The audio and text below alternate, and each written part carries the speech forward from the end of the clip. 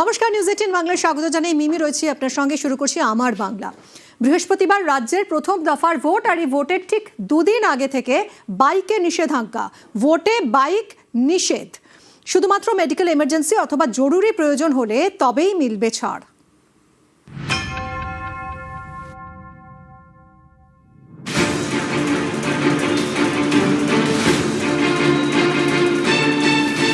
ভোটের বাংলায় motor bike নিয়ে কড়া নির্বাচন কমিশন। এ নিয়ে তারা নির্দেশিকা জারি করেছে। তাতে বলা হয়েছে, সুষ্ঠুভাবে ভোট করতে ভোটের দুদিন আগে থেকে বাইক চলাচলে বেশ কিছু বিধিনিষেধ জারি করা হচ্ছে। কমিশনের নির্দেশ, ভোটের দুদিন আগে সন্ধে 6টা থেকে পরদিন সকাল 6টা পর্যন্ত বাইক চালানো যাবে না। ভোটের দুদিন আগে সকাল 6টা থেকে সন্ধে 6টা পর্যন্ত বাইকের পিছনে কাউকে বসিয়ে নিয়ে যাওয়া যাবে না।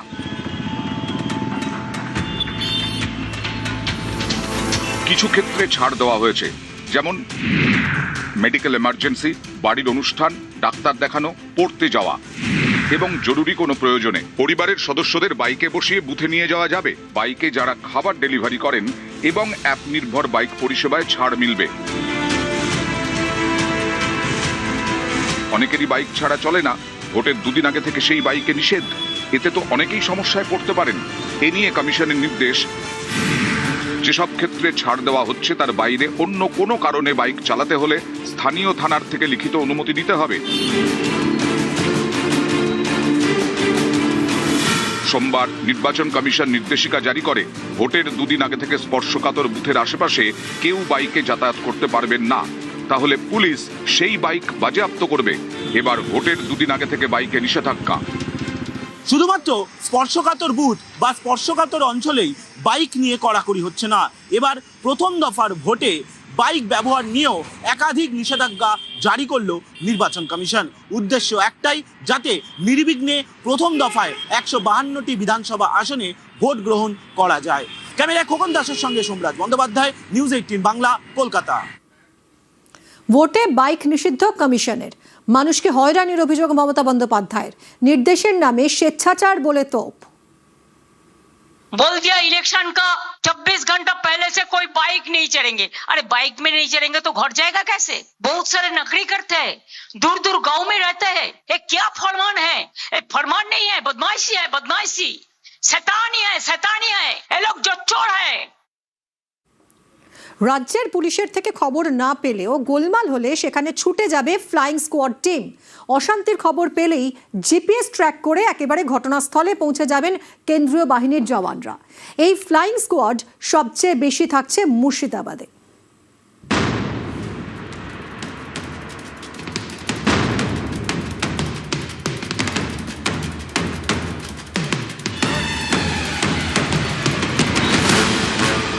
সবাই ভোট কেন্দ্রে গিয়ে ভোটদান দিয়ে আসবেন।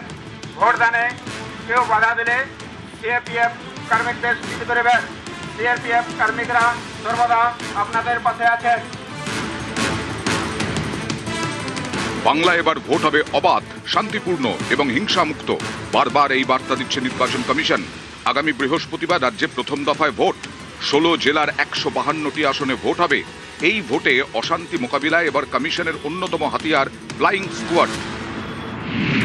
প্রতিটি ফ্লাইং স্কোয়াড টিমে থাকছেন 4 জন কেন্দ্রীয় বাহিনীর জওয়ান, 1 জন এসআই অথবা এএসআই। ভোট গ্রহণ কেন্দ্রের আশেপাশের এলাকায় এই টিম রুটমার্চ চালাবে।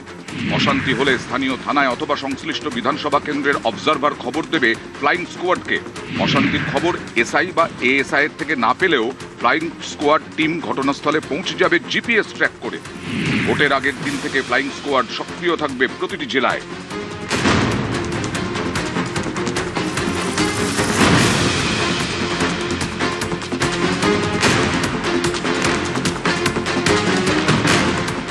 প্রথম দফায় 40,000-এর বেশি বুথের মধ্যে এখনো পর্যন্ত প্রায় 7,000 বুথকে স্পর্শকাতর হিসেবে চিহ্নিত করেছে কমিশন। এর মধ্যে সব থেকে বেশি ফ্লাইং স্কোয়াড মুর্শিদাবাদে। মুর্শিদাবাদ পুলিশ জেলা এবং জঙ্গিপুর পুলিশ জেলা মিলিয়ে 71টি ফ্লাইং স্কোয়াড টিম। পশ্চিম মেদিনীপুরে 69টি, পূর্ব মেদিনীপুরে 51টি, মালদায় 37টি ফ্লাইং স্কোয়াড টিম, বাঁকুড়ায় 36টি, বীরভূমে 33টি। ভোটের দিন কোনো বুথ থেকে অশান্তির খবর এলে বা কোনো এলাকা থেকে অশান্তির খবর এলে সঙ্গে সঙ্গে এই দুই টিম সেই এলাকায় পৌঁছে যাবে। তাদের উদ্দেশ্য একটাই থাকবে, শান্তি শৃঙ্খলা বজায় রাখা ও ভোটাররা যাতে নির্ভয় বুথ পর্যন্ত পৌঁছাতে পারে ভোট দিতে দেওয়ার জন্য। ক্যামেরায় খোকন দাসের সঙ্গে সোমরাজ বন্দ্যোপাধ্যায়, নিউজ 18 বাংলা, কলকাতা। ভোটারদের প্রভাবিত করছে কেন্দ্রীয় বাহিনী, বিজেপির লেঠেল বাহিনী হিসেবে কাজ করছে। ভিডিও প্রকাশ করে চাঞ্চল্যকর দাবি তৃণমূলের, পাল্টা কটাক্ষ করেছে বিজেপি। চরম পক্ষপাত দুষ্ট কাজ করছে, বিজেপির লেঠেল বাহিনীর কাজ করছে।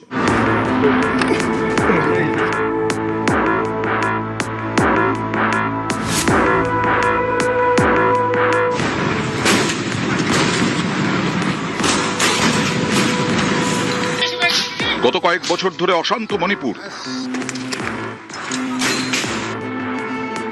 মণিপুরে এখন রয়েছে 184 কোম্পানি কেন্দ্রীয় বাহিনী।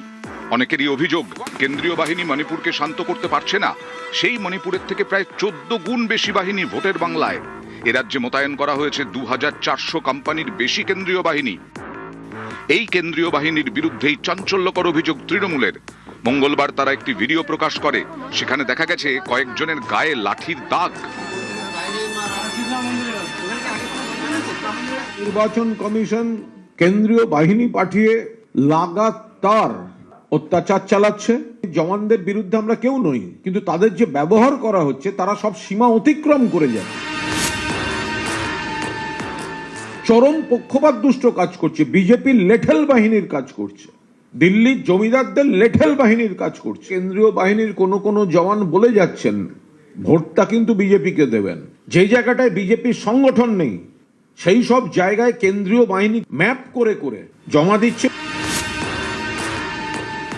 তাহা মিথ্যে কথা, কোনো এর ভিত্তি নেই। হেরে যাবে জেনে এখন সমস্ত অজুহাত তৈরি হচ্ছে, আমরা হেরে গেলাম গো, আসলে কেন্দ্রীয় বাহিনী আমাদের ওপরে অত্যাচার করেছিল গো, আরও কিসব গো।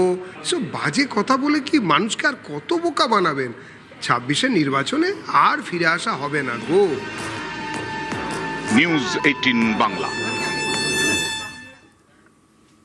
সভার অনুমতি না মেলায় জনসংযোগ, কমিশনের বিরুদ্ধে পক্ষপাতের অভিযোগ মমতা বন্দ্যোপাধ্যায়ের। প্রধানমন্ত্রীর কর্মসূচিতে ছাড় হলে মুখ্যমন্ত্রীকে কেন নয়? সভার অনুমতি না দেওয়ায় প্রশ্ন মমতা বন্দ্যোপাধ্যায়ের।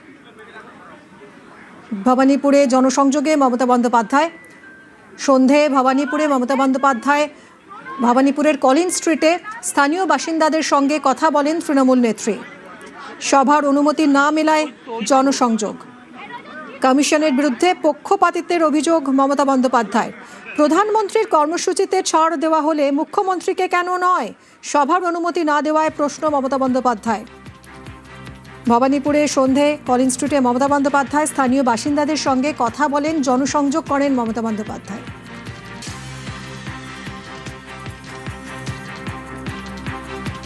সভার অনুমতি না মেলায় জনসংযোগ তৃণমূল সুপ্রিমোর। কমিশনের বিরুদ্ধে পক্ষপাতিত্বের অভিযোগ মমতা বন্দ্যোপাধ্যায়ের। প্রধানমন্ত্রীর কর্মসূচিতে ছাড় দেওয়া হলেও মুখ্যমন্ত্রীকে কেন ছাড় দেওয়া হলো না? কেন সভার অনুমতি পাওয়া গেল না? সভার অনুমতি না দেওয়ায় প্রশ্ন মমতা বন্দ্যোপাধ্যায়। আজ সন্ধে ভবানীপুরের কলিন স্ট্রিটে মমতা বন্দ্যোপাধ্যায় জনসংযোগ সারেন, স্থানীয় বাসিন্দাদের সঙ্গে কথা বলেন তৃণমূল নেত্রী। সোমরাজ, আমাদের প্রতিনিধির সঙ্গে কথা বলবো। সোমরাজ, সভার অনুমতি না মেলায় এভাবেই জনসংযোগ সারলেন তৃণমূল নেত্রী। দেখো, একদমই নির্বাচন কমিশনের থেকে অনুমতি চাওয়া হয়েছিল ভবানীপুর বিধানসভা 63 নম্বর ওয়ার্ডে সভা করার জন্য, কিন্তু সেই অনুমতি নির্বাচন কমিশনের তরফে দেওয়া হয়নি এবং তার বদলেই মমতা বন্দ্যোপাধ্যায় জনসংযোগ করলেন। তিনি 63 নম্বর ওয়ার্ডে কলিন স্ট্রিটে তিনি প্রথমে এসে পৌঁছে কিছুটা তিনি পায়ে হেঁটে জনসংযোগ করেন এবং তারপর তিনি কলিন স্ট্রিটের একটি জায়গায় বসেই সাধারণ মানুষ থেকে শুরু করে ভোটার তাদের সঙ্গে জনসংযোগ করেন। মমতা বন্দ্যোপাধ্যায়ের সঙ্গে শুভেচ্ছা বিনিময় করতে আজ দেখা গেল যে 63 নম্বর ওয়ার্ডে বহু ভোটার তারা আসেন মমতা বন্দ্যোপাধ্যায়কে শুভেচ্ছা জানাতে। 100 বছরের বৃদ্ধা তিনিও আসেন মমতা বন্দ্যোপাধ্যায়কে শুভেচ্ছা জানাতে এবং মমতা বন্দ্যোপাধ্যায় জনসংযোগের মাঝে স্থানীয় যারা নেতাকর্মীরা ছিলেন, স্থানীয় কাউন্সিলর ছিলেন, তাদের সঙ্গে প্রাথমিকভাবে বৈঠক সেরে নেন এবং তিনি জানিয়েছেন তাদেরকে যে তিনি খুব শীঘ্রই এই 63 নম্বর ওয়ার্ডের কলিন স্ট্রিট এলাকায় তিনি সভা করতে আসবেন, সময় পেলেই তিনি সভা করতে আসবেন। তুমি জানো মমতা বন্দ্যোপাধ্যায়ের টানা প্রচার কর্মসূচি রয়েছে আগামী 27 তারিখ পর্যন্ত। সেই সময়ের মধ্যেই তিনি সময় পেলে আসবেন এবং তিনি জানিয়ে গেছেন এলাকার মানুষদের যে আগামী কাল বা পরশুর মধ্যেই তিনি চেষ্টা করবেন 63 নম্বর ওয়ার্ডে আসার। এবং পাশাপাশি তুমি দেখেছো যে 63 নম্বর ওয়ার্ডে এফআইআর প্রক্রিয়া চলাকালীন বহু ভোটারের নাম বাদ গিয়েছে। মমতা বন্দ্যোপাধ্যায় যখন ভবানীপুর বিধানসভার BLA 2-দের সঙ্গে বৈঠক করেছিলেন সেই সময় তিনি হোমওয়ার্ক করতে বলেছিলেন BLA 2-দের কাউন্সিলরদের। এবং আজকে মমতা বন্দ্যোপাধ্যায় যখন জনসংযোগ করছিলেন সেই সময় BLA 2 থেকে শুরু করে যারা স্থানীয় নেতা নেত্রীরা রয়েছেন তাদের থেকে খোঁজ খবর নেন, কত সংখ্যক ভোটার আবেদন করলেন, যারা এসআইআর প্রক্রিয়ায় বাদ করেছিলেন সেই সংক্রান্ত খোঁজ খবরও নেন।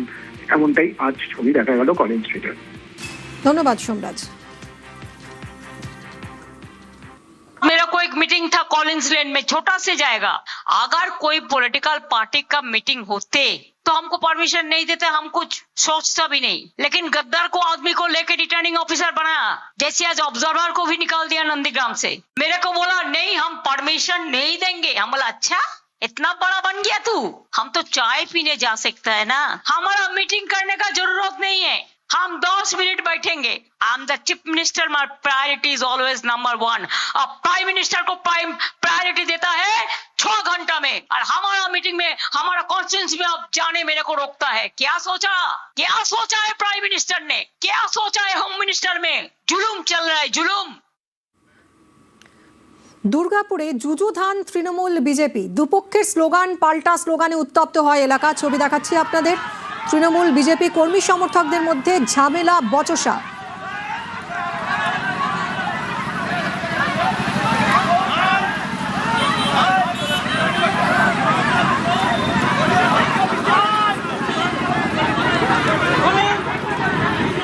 উত্তেজনা ছড়ায় দুর্গাপুরে। যুযুধান দুই শিবির তৃণমূল এবং বিজেপি, এবং দুপক্ষের স্লোগান পাল্টা স্লোগানে উত্তপ্ত হয় এলাকা।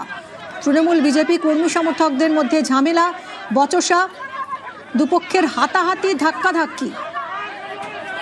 ঝামেলায় আহত হয়েছেন বেশ কয়েকজন। অর্পণ আমাদের প্রতিনিধির সঙ্গে কথা বলবো। অর্পণ, পরিস্থিতি এতটা উত্তপ্ত হলো কিভাবে? একেবারেই কিন্তু বিজেপির যে প্রচার চলছিল, ফেক লগ্নের বিজেপির যে প্রচার, চন্দ্রশেখর বন্দ্যোপাধ্যায় বিজেপির পূর্ব বিধানসভা কেন্দ্রের প্রার্থী, তার নেতৃত্বে যখন একটি র্যালি বের হয় এবং প্রচারে যান, সেই সময় দুর্গাপুরের বিজন এলাকার যে জেসি রোড এলাকা রয়েছে, সেই জেসি রোড এলাকায় কিন্তু দেখা যায় যে স্লোগান পাল্টা স্লোগান।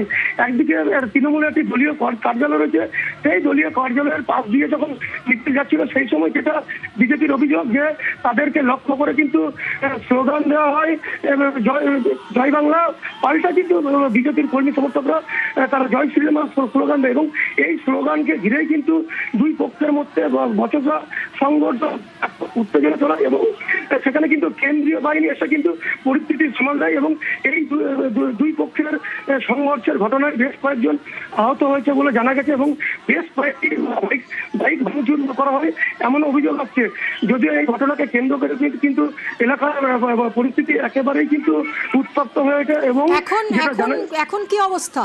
দেখো, পরবর্তী ক্ষেত্রে কিন্তু পুলিশ এবং কেন্দ্রীয় বাহিনী ঘটনাস্থলে আসে এবং পরিস্থিতি স্বাভাবিক হয়। যদিও তৃণমূলের তরফ থেকে কিন্তু অভিযোগ জানানো হচ্ছে যে কেন্দ্রীয় বাহিনী তাদের উপর লাঠিচার্জ করেছে, এমনও কিন্তু তৃণমূলের তরফ থেকে অভিযোগ করা হচ্ছে। পাল্টা অভিযোগ করছে বিজেপিকে, তাদের যখন র্যালি বেরোচ্ছিল সেই সময় তৃণমূলের ছেলেরা স্লোগান দেয় এবং হামলা চালায়। ধন্যবাদ অর্পণ।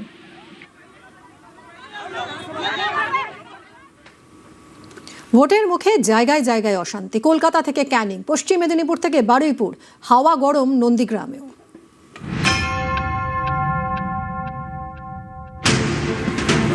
ভোটের মুখে গরম দক্ষিণ 24 পরগনার ক্যানিং এর দেউলি। ক্যানিং পূর্বের আইএসএফ প্রার্থী আরাবুল ইসলামের গাড়িতে ভাঙচুর। আরাবুলের দাবি আহত আইএসএফ কর্মীকে দেখতে যাওয়ার পথে বাঁশ লাঠি দিয়ে তাঁর গাড়িতে হামলা চালানো হয়। এর পেছনে ভাঙড়ের তৃণমূল প্রার্থী শওকত মোল্লার হাত আছে বলে দাবি আরাবুলের। যে প্রধান কিছুদিন আগে অ্যারেস্ট হলো, হয়েই ছেড়ে দিল পুলিশ, তার নিজে হাতে রিভলভার হাতে আছে, মেশিন হাতে আছে। আর বেশ কিছু দেখলাম কুখ্যাত হারমাত, তারা লোহার রড, বড় মেশিন এইরকম করে হাতে রেখেছে, ধারালো অস্ত্র আছে, শাবল, লাঠি, সোঁটা। প্রায় আমাদের উপরে, আমার গাড়ি তো পুরো ভেঙে দিল, আমার উপরে অ্যাটাক। মানে আমি কোনো রকমে বললাম বেঁচে গেছে। শওকত মোল্লারা ভয়ে পেয়ে এইসব করছে আতঙ্কে। আরাবুলের অভিযোগ উড়িয়ে পাল্টা সুর চড়িয়েছেন শওকত। উনি আরাবুল সমাজ বিরোধী, যে নোংরা খেলা আজকের ওখানে খেলতে চাইছে, এর পরিণামটা ভয়ঙ্কর হবে। ভাঙড়ে ক্যানিংয়ের মানুষকে পর্যন্ত 3-4 লোককে মারধর করেছে র্যালির নাম করে। এটা অত্যন্ত নিন্দাজনক ঘটনা বলে আমরা মনে করি। আমরা তীব্র নিন্দা করছি। আরাবুল ইসলাম বলছেন সবকিছুই এই শওকত মোল্লা ভাঙড় থেকেই অসভ্য বর্বর। ভোটের মুখে রণক্ষেত্র কলকাতার ইকবালপুর। সোমবার রাতে হোসেন শাহ রোডে বিজেপি প্রার্থী রাকেশ সিং এর সভা ঘিরে উত্তেজনা। সংঘর্ষে জড়িয়ে পড়ে তৃণমূল ও বিজেপি। মাথা ফাটে বিজেপি প্রার্থীর। পরিস্থিতি সামলাতে গিয়ে আহত হন ইকবালপুর থানার ওসি। এটা আমাদের জনসভা ছিল হাসান শাহ রোডে পারমিশনে। আমাদের 10টা লোক 200 লোক মিলে ওখানে হেনস্থা হয়েছি। তার আইপিএস মেরেছে। ও যদি প্রকাশে দিক আমি রাজনীতি ছেড়ে দিব, আমি ক্যান্ডিডেট উইথড্রল করে নিব। এটা বাংলার সংস্কৃতি নয়, বাংলার কৃষ্টি নয়। একদম নোটেড ক্রিমিনাল তারা তাণ্ডব করবে, তারা বিজেপির প্রার্থী হবে, এই কালচার আগে বাংলায় ছিল না। এগুলো ইউপি কালচার, বাংলা এটাকে অ্যাডপ্ট করেছে। বনগা দক্ষিণে গুলি। তৃণমূলের দাবি তাদের প্রচার গাড়ি লক্ষ্য করে 2 রাউন্ড গুলি চালানো হয়। তখন সেখানে দাঁড়িয়েছিলেন বিজেপি প্রার্থী। আগ্নেয়াস্ত্রের বাট দিয়ে 2 তৃণমূল কর্মীকে মারধর করা হয় বলে অভিযোগ। তৃণমূলের অভিযোগ মানতে নারাজ বিজেপি। তাদের পাল্টা দাবি বিজেপি প্রার্থীর গাড়ি লক্ষ্য করে ইট ছোড়ে তৃণমূল। ক্যান্ডিডেট যে বিজেপি বিধায়ক ছিল স্বপন মজুমদারের প্রেজেন্টে ওখানে হয়েছে, তাদের মারধর করে এবং হুমকি দেয়, গুলি করে কাজটা ভেঙে দেওয়া হয়। অভিযোগটা আমাদের ঘাড়ে দেওয়ার চেষ্টা করছে। আমার উপরে হামলা হয়েছে, আমার গাড়িতে হামলা হয়েছে। আমি সবার আগে থানায় কমপ্লেন করেছি। পূর্ব মেদিনীপুরের নন্দীগ্রাম। এখানে তৃণমূলের পোস্টার ছেঁড়ার অভিযোগ। বিজেপির বিরুদ্ধে অভিযোগ ঘাসফুল শিবিরের। তৃণমূলের অভিযোগ মানতে নারাজ বিজেপি। বিজেপির দুষ্কৃতীরা আমাদের প্রার্থী পবিত্র করে পোস্টার ও ব্যানার গতকাল রাত ঝেড়েছে। ওরা বুঝতে পেরেছে যে নন্দীগ্রাম বিধানসভাতে বিজেপি হারবে। এটা একবারে অবাস্তব বক্তব্য। এটা আমাদের কাজ নয়, আর আমাদের কাজ করার ওটা সময়ও নেই। আমাদের কর্মী নিয়ে প্রতি বুথে বুথে আমরা ভোট প্রচারের জন্য বেরিয়েছি এবং আমরা যে কাজ করছি আমাদের ওই তৃণমূলের ফ্ল্যাগ ছিঁড়তে হবে না, ও অনেক ভোটেই হারবে। তার জন্য নিজেরাই প্ল্যান করে এইসব ঘটনা ঘটাচ্ছে। পশ্চিম মেদিনীপুরের দাঁতনের বিজেপি প্রার্থী অজিত কুমার জানার প্রচারে হামলা। আক্রান্ত পদ্মপ্রার্থী। তৃণমূলের বিরুদ্ধে হামলার অভিযোগ মানতে নারাজ তৃণমূল।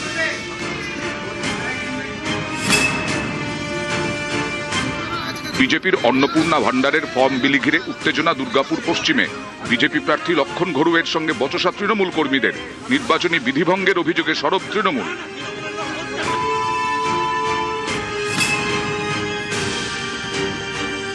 দিদি বিজেপি করায় ভাইকে মার। উত্তর 24 পরগনার বসিরহাট দক্ষিণের টাকিতে উত্তেজনা। অভিযোগ বিজেপির মাতৃশক্তি কার্ড বিলি ঘিরে অশান্তি। দিদির সামনে ভাইকে রাস্তায় ফেলে বেধড়ক মারধরের অভিযোগ। তৃণমূল অভিযোগ মানতে নারাজ। 20-25 জন মিলে 22 বছরের ছেলে একটা আমাদের বিজেপিরই কর্মী আছেন, তাকে বেধড়কভাবে মারধর করেছে। মানে এর সঙ্গে তৃণমূল কোনোভাবে জড়িত নয়। ও একটা মহিলাকে ছেলেদানি করছিল, পাড়ার লোকেরা মহিলারাই মারধর করেছে। দক্ষিণ 24 পরগনার বারুইপুরে তৃণমূল কর্মীর বাড়ি লক্ষ্য করে বোমা মারার অভিযোগ। ধসে গেছে বাড়ির পাঁচিল। তৃণমূলের নিশানায় বিজেপি। মানতে নারাজ পদ্ম শিবির। নিউজ 18 বাংলা। মাছে ভোটে বাংলা। এতে বিপত্তি বুঝেই কি এবার প্রচারে বিজেপি হাতিয়ার করতে চাইছে মাছ ভাত?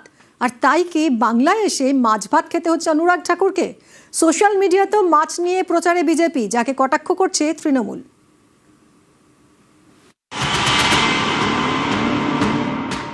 मछली की इतनी डिमांड है, लेकिन बंगाल मछली पालन में अब तक आत्मनिर्भर नहीं है। आज भी बंगाल अपनी जरूरत के लिए मछली दूसरे राज्यों से मंगानी पड़ती है।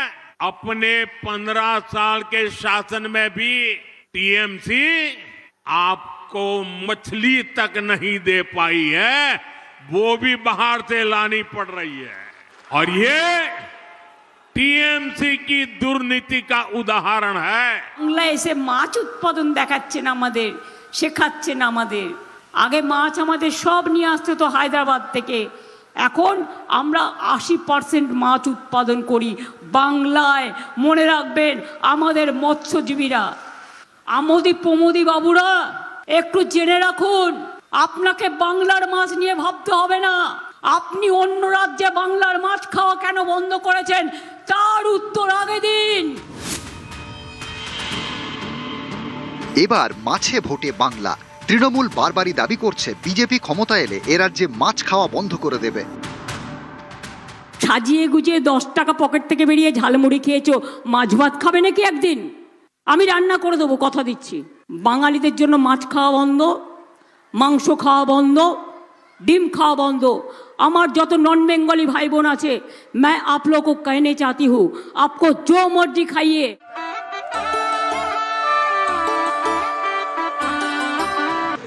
এই প্রচারের ঠেলায় কি চাপে বিজেপি? মাছে ভোটে বাংলায় বিপত্তি বুঝে কি এবার প্রচারে মাছকেই বারবার হাতিয়ার করতে চাইছে পদ্মশিবির? মাছের কথা কখনো নরেন্দ্র মোদীর মুখে, আবার কখনো মাছে ভাতে বিজেপির কেন্দ্রীয় নেতা অনুরাগ ঠাকুর। तृणमूल कांग्रेस एक आरोप बार बार लगाते हैं कि बीजेपी आएगा तो मछली बंद। मैं इंटरव्यू नहीं कर रहा, अभी मैं खाना खा रहा हूँ, मछली भात। आप भी खाइए, मछली भात खाइए, बाद में मिष्टी दही खाइए। শুধু নেতারা মাছকে অস্ত্র করার চেষ্টা করছেন এমন নয়, সোশ্যাল মিডিয়ার প্রচারেও বিজেপি মাছকে অস্ত্র করার চেষ্টা করছে। পশ্চিমবঙ্গের সংস্কৃতি বদলাবে না, কিন্তু এবার সরকার নিশ্চয়ই বদলাবে। অনেক রকম নাটক হচ্ছে। ভালো হতো প্রত্যেক বাড়িতে একটা করে মাছ দিতেন, যদি বড় কাতলা মাছ দিতেন। বিহারের মুখ্যমন্ত্রী যেটা বলেছেন যে মাছ মাংস খাওয়া বন্ধ করতে হবে, এই যে বলেছেন, সেটাকে তাকে কি পার্টি থেকে তাড়িয়েছেন? এখন বাংলার নির্বাচনে যে অনুরাগ ঠাকুরকে ক্যামেরা ডেকে বসে 5 তারা হোটেলে মাছ ভাত খেতে হচ্ছে। বিহারে ইলেকশনের আগে বলেননি, ইলেকশনের পরে বলেছেন মাছের দোকান মাংসের দোকান বন্ধ করতে হবে। বাংলাতেও সেই পরিকল্পনাতেই এরা আছেন। নিউজ 18 বাংলা।